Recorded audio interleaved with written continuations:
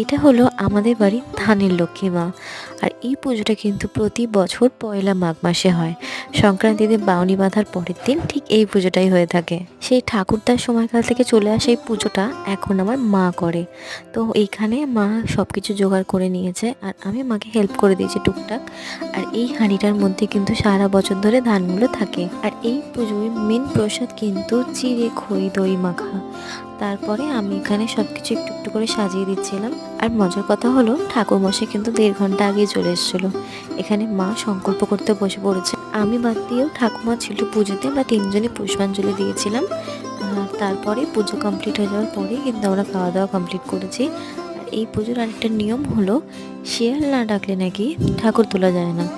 এইগুলো নাকি আগে হতো, এখন তো এখানে কোনো শিয়াল নেই যে ডাকবে, তাই আমরা সন্ধ্যেবেলায় কিন্তু ঠাকুরটা তুলে ফেলি। তো তোমাদের আমার এই ছোট্ট মিনি ব্লগটা কেমন লাগলো জানিও। টাটা।